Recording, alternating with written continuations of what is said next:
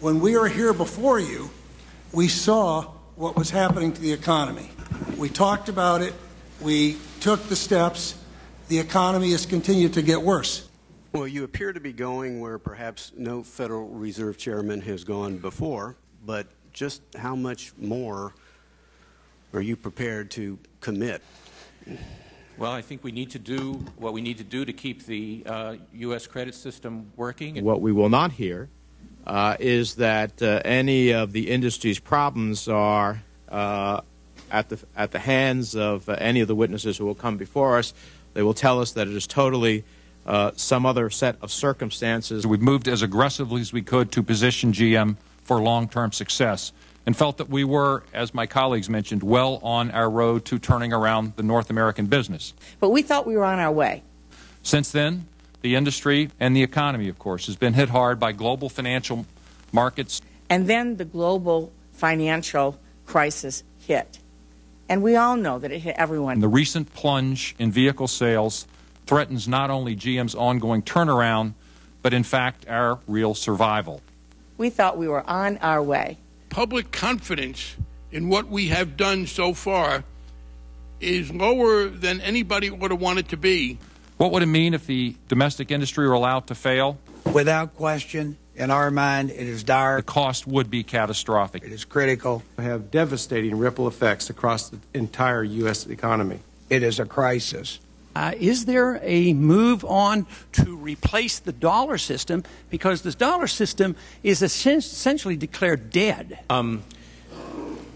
I don't think the dollar system is dead. This is not new in history. Currencies have failed, financial systems have failed, and generally, to restore the confidence that everybody's talking about, they usually have to go back to a currency with integrity. All the gold that was ever mined in all of history. Iran purchased $75 billion worth of gold. And does the subject of gold ever come up in any of your conversations? No, it doesn't. We need them to reassure us they won't come back again in 6 months in the same sinking boat. I'm the sole panelist here to speak against the bailout. I guess 3 CEOs and a president of a labor union. I feel sort of like the mouse that stowaway on the Titanic. Now that AIG has been able to put a pistol to the head of the country and say, if you don't bail us out, the credit markets will collapse, we face the same kind of issue with the Detroit 3. But I don't think giving these guys $25 billion right now is a smart idea. There is no such thing as competitive enough in the automobile industry. Either you hit the mark that Honda hits in Indiana, or you are not competitive. I'd call you the mouse that roared here. It is nobody's view that we have been as successful as we need to be for the sake of the economy in reducing foreclosures.